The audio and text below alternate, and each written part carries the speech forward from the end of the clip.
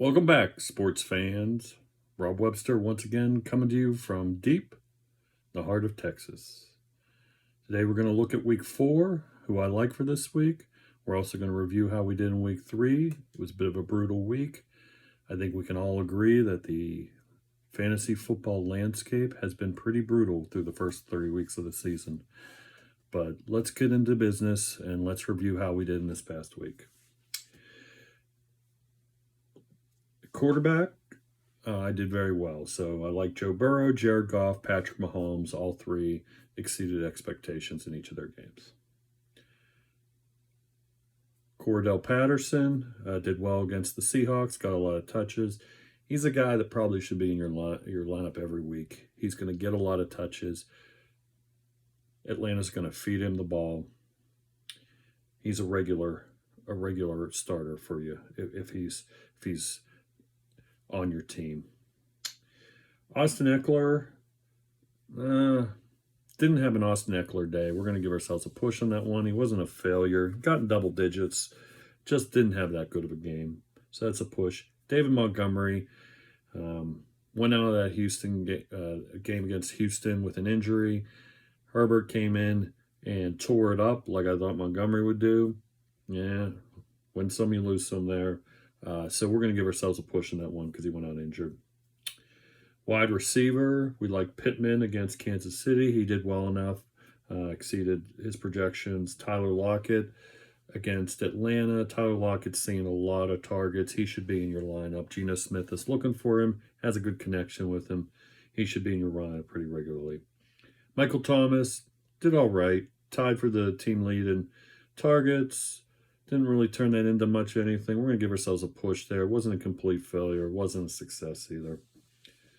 TJ Hawkinson had a score for the Detroit and tight ends against the Vikings. He did well enough. We're going to give ourselves a win there. Kyle Pitts is starting to work his way back. Hopefully him and Mariota develop some sort of chemistry. We're going to give ourselves a win there. Logan Thomas, he was a failure. Only 2 points against Philadelphia. Didn't see much action. Didn't do well. Who did I tell you to steer clear of? Carson Wentz. That was a good one. He only scored single digits against Philadelphia. Mac Jones. If he didn't have that rushing score, he would not have done well. We're going to give ourselves a push on that one. He didn't throw any touchdowns, several interceptions, under 300 yards. So just not a terribly good game for Mac Jones, but not a bad game. If you had him in your lineup, you were pleasantly surprised with a rushing touchdown. James Robinson, I have been wrong about James Robinson just like most other people. It's good to know that I'm not alone. James Robinson, he's a keeper. Have him in your lineup. The guy's a workhorse. Every year it seems like we start to doubt him, and every year he just proves us all wrong. So keep him in your lineup. Jeff Wilson Jr.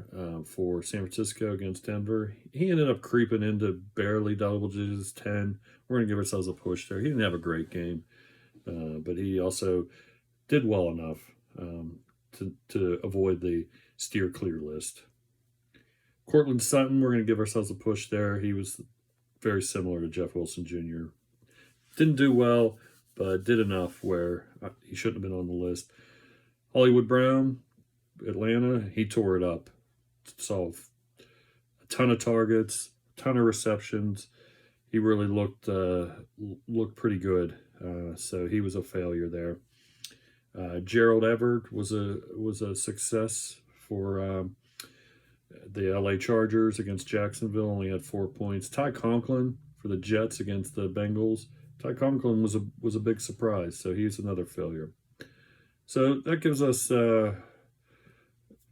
10 yeses, 4 nos, and 6 pushes. Gives us, once again, about a 65% of solid D. So if I don't do something quick, I'm going to have to call my parents and tell them why I'm failing the class here. So let's hope things turn around for us the remainder of the season. Our sleepers, once again, I was 50-50 on sleepers. So yes to Matt Ryan, yes to Brandon Ayuk. J.D. McKissick, if you had a points per reception league, he was okay. Austin Hooper, no. Scotty Miller, no. So once again, 50-50 on those sleepers. So every week you should look at my sleepers and go, that guy's going to get 50% of them. And hopefully you pick the right two. But no sense dwelling in the past. Let's move on to the future and see who we like for week 4.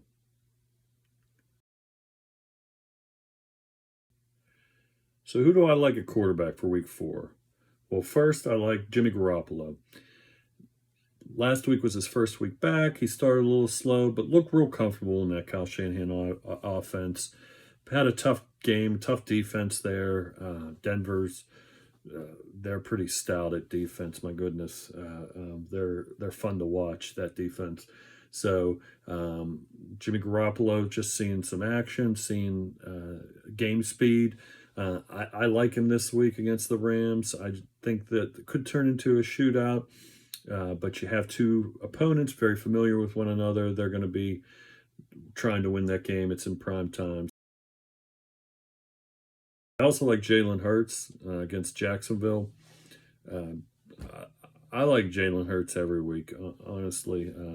So I may quit recommending him and just give you a blanket recommendation. Jalen Hurts should be in your lineup every week. That he's a good quarterback, and he only knows one speed, and that's full throttle. So he'll keep making it happen. And this week, I like Geno Smith. I think Geno Smith has shown enough to show that he's a viable fantasy option.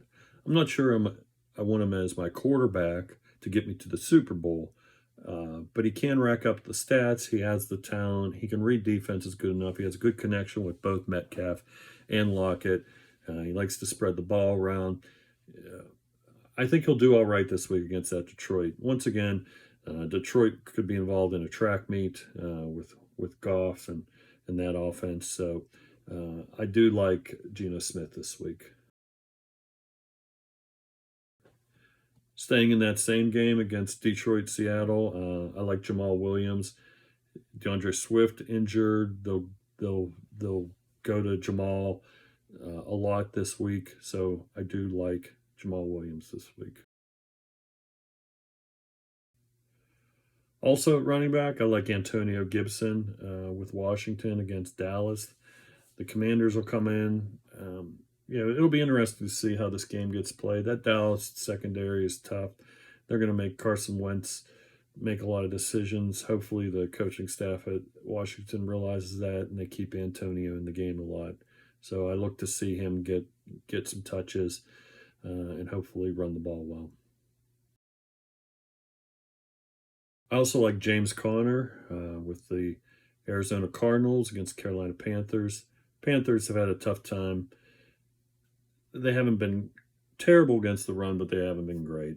So I think you're going to see him heavily involved. They try to get him the ball a lot. He's a good talent, does a lot when he gets the ball. So I see Arizona just increasing his touches, getting him involved, trying to control the clock, keeping the ball out of their hands. Who do I like at receiver? Well, first I like Amari Cooper, Cleveland Browns against the Atlanta Falcons. Watched that game last Thursday. Amari looked really good. He is definitely the top flight receiver in that offense. Dallas is missing him a lot. Jacoby Brissett's getting him the ball. He knows where to look. Amari, he's just so good. And so I don't know why teams don't keep him. I realize Jerry Jones said that it was all contract related, but 3 mediocre players don't equal 1 Amari Cooper. Keep him in your lineup this week. I also like Courtland Sutton for the Denver Broncos against the Las Vegas Raiders. I think at some point here, Russell Wilson's going to snap out of it. And when he does, I think the biggest benefactor is going to be Courtland Sutton. He looked pretty good in last week's game against the 49ers. That 49er team is tough. They put a lot of pressure on the quarterback, have good coverage DBs. But Courtland's starting to build a relationship with Russell. And one week they're going to break out. I think it could be this week. Vegas has been kind of soft against the pass, so I think you're going to see Cortland have a good game this week. I also like Jamar Chase with the Cincinnati Bengals against the Miami Dolphins Thursday night game. I mean, who doesn't like Jamar Chase? Top athlete, great player. Burrow getting the ball. I see him doing really well this week. Who do I like at tight end? Well, the correct answer is nobody other than Mark Andrews and Travis Kelce, but we got to go with some people. So let's see who we can get besides those two. The first tight end I like is Pat Freiermuth with the Steelers. He didn't see a lot of targets last week. I think they were trying to get the receivers involved. I think they're going to kind of get back to their normal programming with the Jets in town. So I think you're going to see him just get open a lot, and hopefully Trubisky can get him the ball. I also like Darren Waller with the Vegas Raiders against Denver Broncos. Denver Broncos have two really good corners. They have a good secondary. Vegas has to move the ball in some way. It's going to be tough running against Denver. Denver's defense is just good. So I think you're going to see a lot higher volume to the tight end. Darren Waller, very, very athletic tight end. So I think you're going to see Derek Carr try to get him the ball a lot. They got to move the ball somehow. Darren Waller is going to be their option.